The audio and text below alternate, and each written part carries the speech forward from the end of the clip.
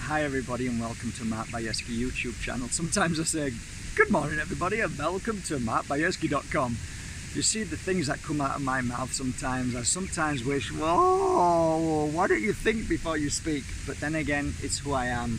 And I think it's important to always be aware that we make mistakes every day, all of us. And yesterday, when I discussed the sacred energy of divinity, divineness, sacredness coupled with sex, I got a lot of messages back from people who were disgruntled, to say the least, upset, angry with me, and the reason why is because they'd experienced such things as what we discussed yesterday on the video, and of course you were very angry because one of the things that you often say to me is that you don't judge, Mark, and it felt like you were judging. I kind of would like to say, look back on the video and have a look and ask yourself, did I tell you not to do anything? I don't think I've ever gone onto Facebook and told people what to do and what not to do. I don't think I've ever told you what you have to do. There's a difference between sharing your experience of life and saying to somebody, you know what?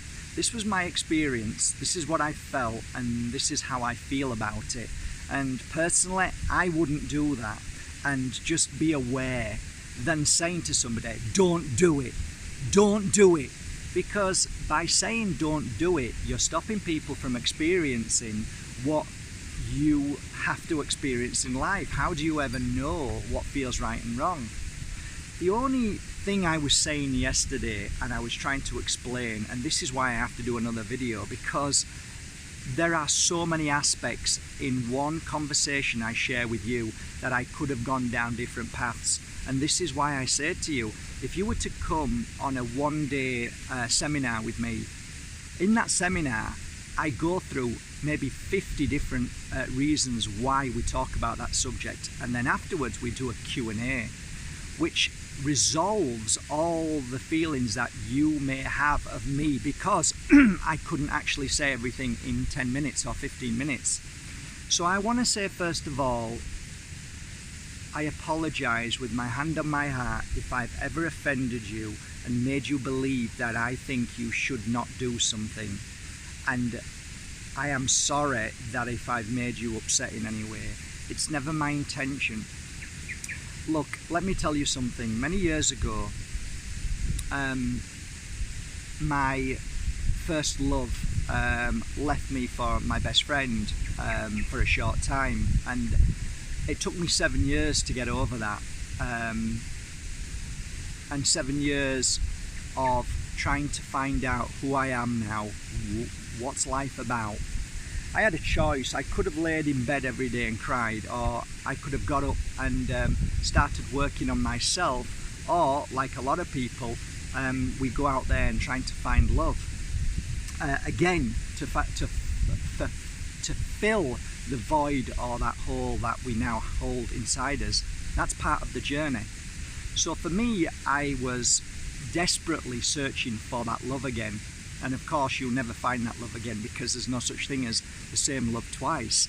So it was a futile effort, and meeting many different partners and realizing that they're not the partner that I want. And along that journey I made a lot of mistakes, but I always knew deep inside that my truth was my honesty. And my honesty was I would always share with the people that I would take out for dinner that, you know, I don't want another partner, I don't want to get married, I don't want children. All of these things were because of my fears, because of what had happened to me, and that I don't want to go through that again. And I explained to everybody that I dated that this was a date, and if you want to have fun, if you want a good time, we can go out and enjoy ourselves, but that's it. That's as far as it goes with me at the moment. So that was my honesty. Did I break people's hearts? Probably did. I probably did, because in their world they expected more. And when I didn't want more, then, you know, you get hurt. And that, again, is all to do with our expectation of somebody. And sometimes we don't listen to partners, and we think that, oh, I can change them and make them this and that, and that's again where it can go wrong. But I'm trying to tell you that I experienced a lot of things along my journey, and I made a lot of mistakes. So if you think I'm preaching to you at any time thinking that I am somebody who hasn't made mistakes, you've got me completely wrong. And whenever I share something with you, it's normally because I've experienced it, and I'm sharing that saying, look, it didn't do me any good, it didn't do me any favors. I haven't experienced what I talked about yesterday, so all I could do is say, through the work, the science behind my years of working with people who have been on these one-day seminars, courses, workshops about sacred sex, about tantric massage, about I'm not even going to say that word, coupled with yoga, but all of these new way out so-called spiritual practices. I have seen the suffering from the aftermath of that. So I would only share with you what I've seen, not what I've read, not what I see on the internet, what I've seen firsthand of my clients and how they feel like they've let themselves down and they've gone down a very dark road. So I share these things with you, not to upset you, never, not to judge you. I mean, how could I judge you if I've been working as a spiritual guide for all these years? I have met people who have taken lives. I have met people who have abused. I've met priests who have abused children. I sit there with an open mind, allowing whatever to happen and never to judge, but to help that soul never hurt another soul ever again. I'm not here to judge you. The only person who will ever judge you is yourself, nobody else. There is no God that will judge you. There'll only be you. So whatever you do in life, you experience it. And if you grow from that, if you understand that, if you feel that and it doesn't affect you, then brilliant. I'm happy for you. But just say that you come and watch some of my videos and you think, wow, I get what he's saying, and that resonates, that feels right. Then maybe it's confirming to you what feels right inside you. That gives you more strength to walk a path of pureness, love, beauty and happiness, rather than falling down a path where it takes a long time to get back out and you struggle with it. That's all. It's as simple as that. I would never hurt you guys. I would never ever want to point a finger at you guys. You go through what you want, you experience what you want. All I care about is, did you conquer that test? Have you learned from it? Have you become stronger than it? Then yes, good for you. Then you've got it. That's why we're here. So in truth, the bigger picture is I don't care what you do in your life. I really don't. But what I do care about is the effect afterwards, and if you've grown from it and become stronger. That's all. That's all I care about. There's no ego here. Trust me, no ego at all. I am the first one to, tell you my faults and where I've gone wrong, and I'm not ashamed of my faults. I'm not ashamed of what I've done. I'm not ashamed of any of it. And you know what? That's what makes me stronger, and that's what makes me grow, and that's what's able for me to share openly everything that I am. You see me now over these 2 years, you see me exactly who I am. This is me. I'm like this every day. Okay, I might be a miserable bugger one day because I'm in contemplation about all the things that I see around me that nobody else sees. I mean, it's like my thoughts, not my mind, but my thoughts and my feelings about seeing things have changed dramatically because I'm more open. Like, let me give you a for instance. What was the last thought I had? Okay, right, so I'm sat having breakfast there with my plate of food, and then next to me was a couple from America and another couple here, I think from Australia, and then another 6 people from Japan, all eating. So here's what I saw. Me eating my food on my own with a big smile on my face, working on my Moldavite book happily. The next table I saw, which was the Americans, none of them was saying anything apart from, again, on their phone, eating their own food. And then the ones from Australia didn't have phones, but they were eating their food and not really saying anything and digesting their plate of food. And then I looked over and I saw the Japanese all sat round, and everybody's plate of food was in the center, not next to them, but they all had a little tiny plate, but all their plates, what they chose their food, was in the center of the table. And I went, wow, look at that. What does that tell you? That tells you that these guys who are sat there on that table are all wanting to share their food with each other. They all want to talk about what they're all eating, and you know what? That one person is going to share everybody's experience with what everybody else chose, which they probably would have never have chose, because what they chose was just a certain amount of food, which I did on my plate. I didn't choose anything else. So they were all experiencing each other's foods, and they were all talking, no mobile phones. They were laughing, they were joking, and I saw the bond between them all because they were sharing. You see, they were sharing. Think about that.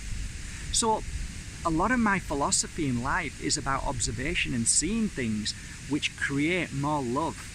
So if you were to sit children at school, this is what I would say. If somebody came to me and said, how do I change this school? One of the things I would do from that observation and that feeling is, don't let the children eat their own food. Let them put it in the center of a table and let everybody share that food, and let them all talk and discuss their day, and let them all be happy with sharing each other's food. That could be one way that the children can bond each other. Like, I'll give you a for instance.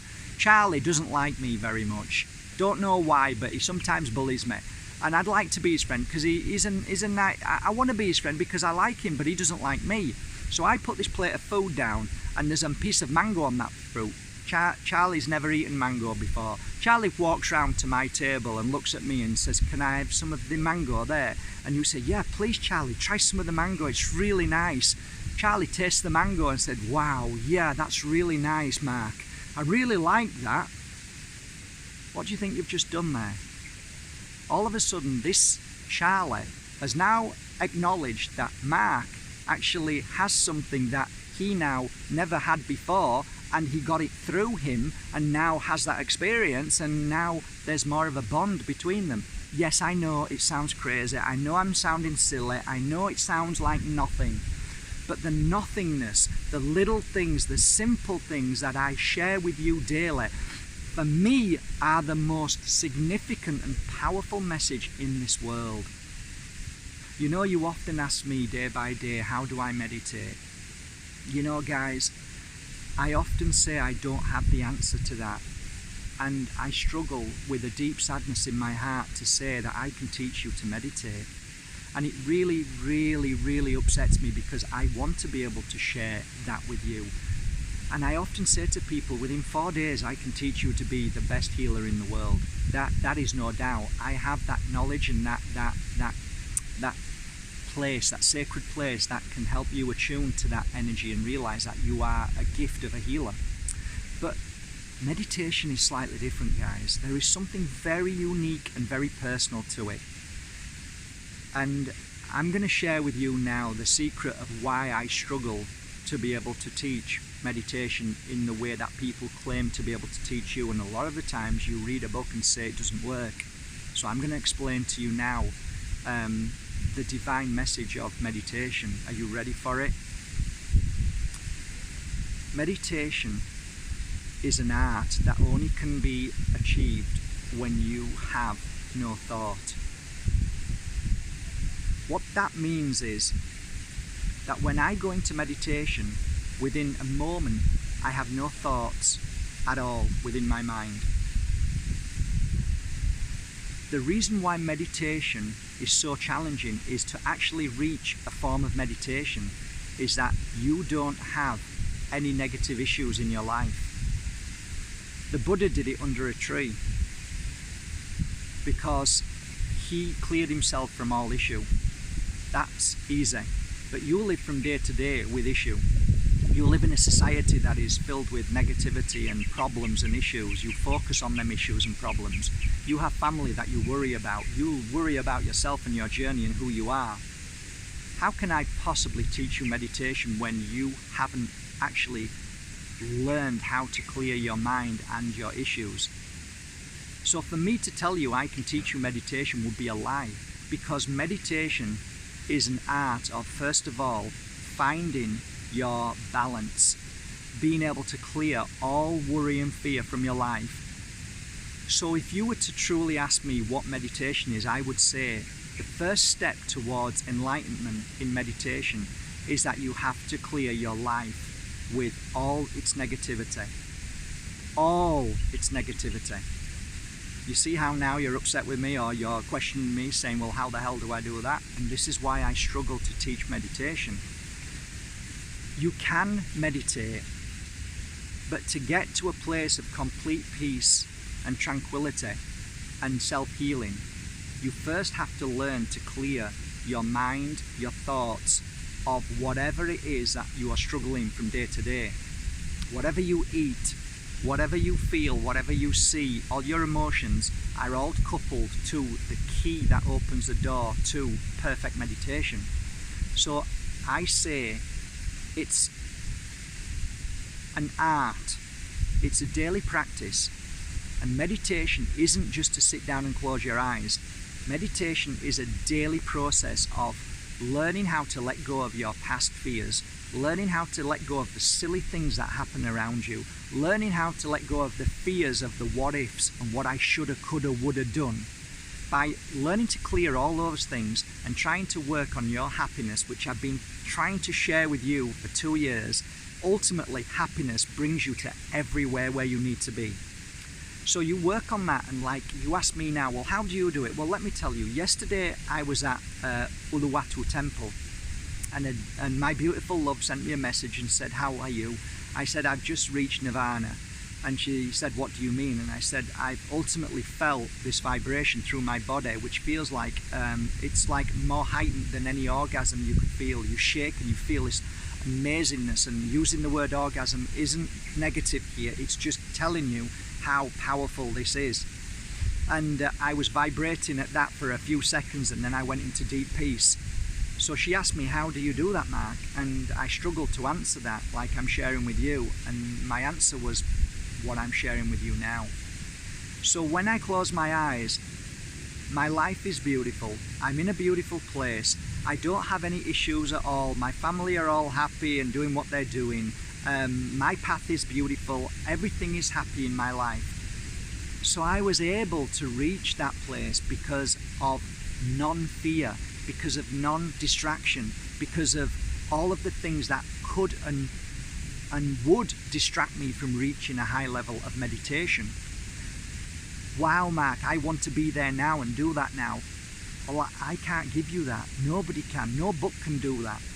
But if what I'm sharing with you today, that you're getting a little taste of what I'm trying to say, I think the overall message today is that each step you take, each breath that you take, each thought and feeling that you have, ultimately it's important to find your happiness within all of that, to make peace with yourself and others. And by doing that, you are able to meditate at such a high level, then you will understand what I'm saying. You will truly understand what I mean. But to get there, it is an art, it is a daily practice, and it's taken me years to get here. Years. Okay? So if this is a little diversion from your path, that's a little shortcut today, then maybe I've done a good job. Maybe this was a good video to share the gobbledygook that I give you every day with a lot of craziness in it and a lot of times, and I'm saying I'm sorry guys, and also I'm saying stop being personal, stop bullying, stop being hurtful. You know, I'm not saying it because I'm scared and frightened, I'm saying it because it's hurting you. Why are you needing to find a reason to look at the negative? You need to change the way you see things and stop looking at negatives all the time. This morning, without realizing, a dear friend of mine started, without realizing, attacking me and trying to bully me into not posting certain things that I do because it doesn't fit and conform to his belief system. And I smiled and I thought, wow, I'm growing so much. To see somebody who once I admired is now bullying people into telling people what to do and how to behave is quite extraordinary, and it shows how people slip down the darkness. Have I ever told people what to do? Not that I know of. Do I go onto social media and bully people into saying what they should and shouldn't do? Never. Why is that? Because if you truly live in the art of love and happiness, you respect everybody's opinions, you respect everybody's debate and everybody's truth and understanding and opinions and judgments of everything. And as long as you don't get personal, that's when I appreciate everybody. And I will not judge you. I will not judge you no matter what you've done and what you haven't done. That's my ultimate me. Because if I start to judge you, I'm going to start going down the path of darkness. You see what I mean? So ultimately, you do what you want. You do what you want. I don't care.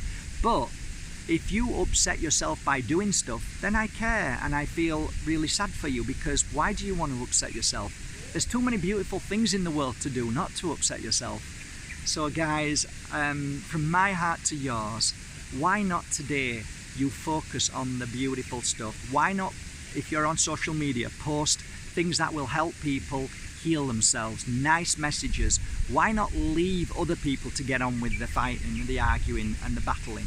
And you become a light worker and shine your light to the world and send the most beautiful messages out there, because the balance is you when you do that. And you are conquering the darkness. And that's a really beautiful thing, because once you conquer the darkness, you are able to then move on to a path of happiness. Once you move on to the path of happiness, that's when you can meditate. That's when you find your love. That's when you find your healing inside you. That's when everything starts to work within you and around you at any given moment. I could go on all day, you know what I'm like. But suffice to say, I hope this message comes across with love and not with ego. I work every day to keep ego at bay. I really do. And remember guys, when you're telling people what to do, that is ego. That isn't out of being kind. So there is a way to share your message with people. And I think it should never be with force, or never I know better than you, or you're wrong. Those words are just ego. Just let them go, because when all's said and done, if you are truly on a spiritual path, you know that there's no such thing as right and wrong. There only is what there is, and we grow from that. So good luck, and always remember, the measuring stick to your growth is when you see things happening, you think, thank God that's not me anymore. That's what I do every day. Yay, I'm growing. And then I know you are, all of you are growing. You are growing tremendously well, and I love you all for that. Keep going, let's all keep going. And from my heart to yours, from Mark Bajerski YouTube channel, from markbajerski.com, thank you last night. You are starting to love your Labradites, and a lot of beautiful pyrite went last night. So you're after abundance, and let me tell you something guys. When I used to have a pyrite on the floor at my mum and dad's house, I didn't realise it was next to the fire. I used to put my hands on it, and guess what? I always used to make money as well, even though I don't believe in that so much. But it's funny, but I used to make a lot of money, and I used to go to my pyrite every day and touch it, and like I'd make money just like that. And I thought about that this morning.